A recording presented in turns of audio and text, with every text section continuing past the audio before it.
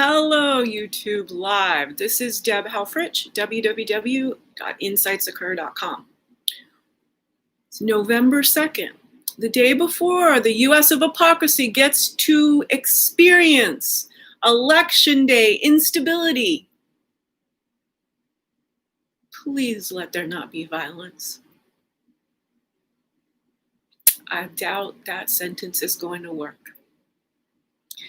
We are, as a species, as citizens of the US hypocrisy, saying things like that 57 times a day on social media.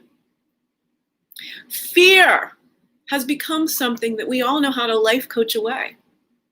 And that's what this broadcast is about. Fear is a feature of consciousness that is meant for us to notice, examine, and take righteous action to change the world so that both ourselves, our family, our communities, and our species become safer overall. Now, what was happening today and what struck this chord for me was somebody shared a little thing by Ariana Huffington. She says on Twitter, go find it, "We will never completely eliminate fear from our lives. But we can get to the point where our fears do not stop us from daring to think new thoughts, try new things, take risks, fail, and start again." Boy, does she mix a bunch of metaphors there.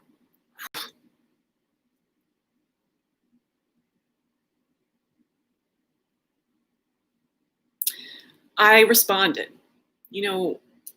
what amplifies my fear is that no one has any time to watch the 100+ videos I've created that are truly about how we stop believing the world should be run by people like Ariana. To be clear, nothing against her, nothing at all. But what does she truly know about whether fear is necessary when all she's doing is spewing out this random thought? That's what I'm trying to talk about. Deep thinking, complex thinking. She's an incredibly smart woman. These words, they sound okay. They sound like advice, but there's no context whatsoever. Deb continues, "I believe the constant stream of impromptu life coaching is increasing fear because we numb ourselves, soothe ourselves, herd ourselves as sheep against the feeling of fear. Inevitably, as our actual human civilization is crumbling around us, it's been just 7 months, and one simple virus is decimating our species in a way no Nolly, Bolly, or Hollywood horror film was able to foresee. It's a slow burn, collective traumatization, an unseen foe, misinformation. I quite, in fact, believe that the people worried about misinformation are causing more information than the people who are actually attempting to misinform people. We simply don't know how to think anymore. But when it comes to fear, what we need to do is sift through what is our personal trauma experiences of fear.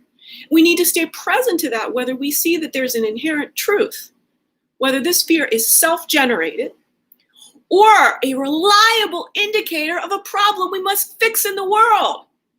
If we weren't all so bloody confused, full of the cognitive dissonance that skin color divides us, that who people choose to have sex with means whether they're good or bad people. We have so many acculturated categories and fears that we stopped realizing that the world around us has gone bonkers. We're all just fixing ourselves, but it's the world. It's the freaking government. It's that people can now get in their trucks in Texas and try to run an election campaign bus off the road. one thing we also have to contemplate is that often our fear is not about the story that we tell ourselves.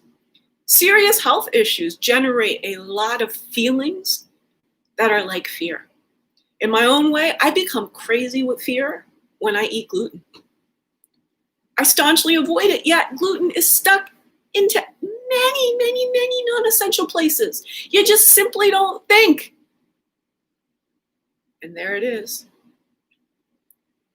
But the crux of the matter is that when we generalize fear as something each individual just needs to orient their mindset to deal with, we allow terror to reign.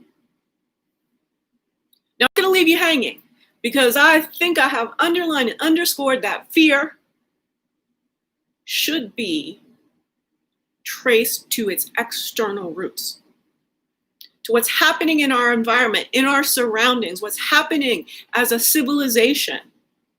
These things need to get fixed, and fear is an honest response to get us to notice and change. So how does Deb change the globe? With staunchly fierce love for every single human. All of the 7.8 billion of us are my potential colleagues, friends, lovers, family members.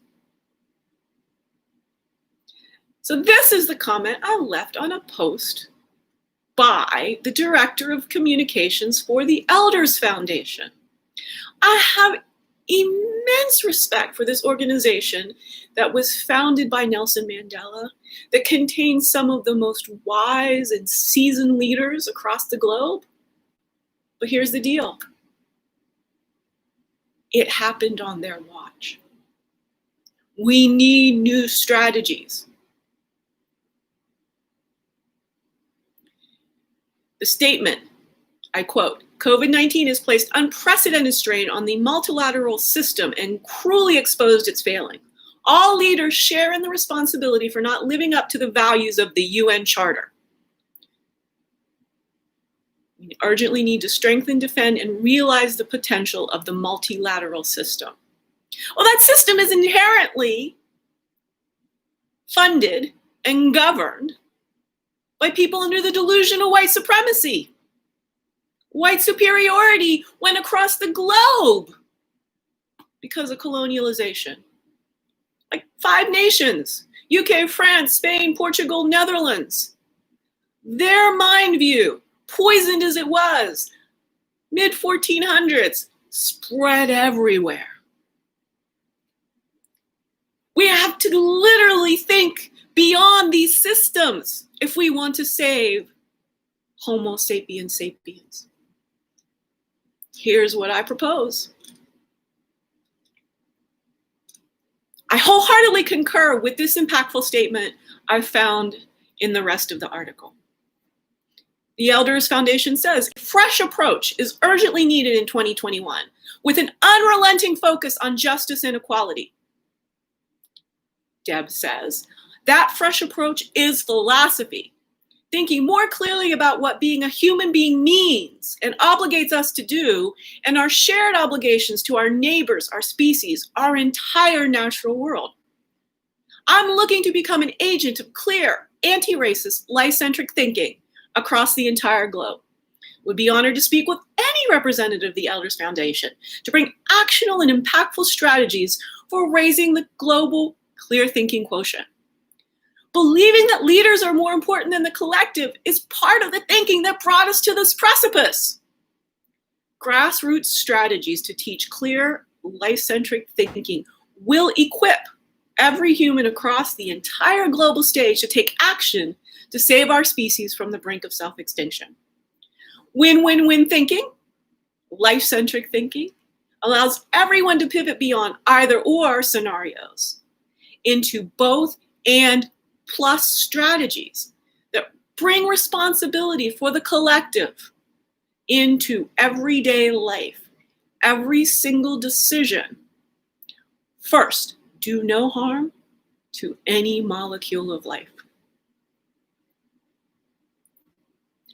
That's been Deb Helfrich, over and out.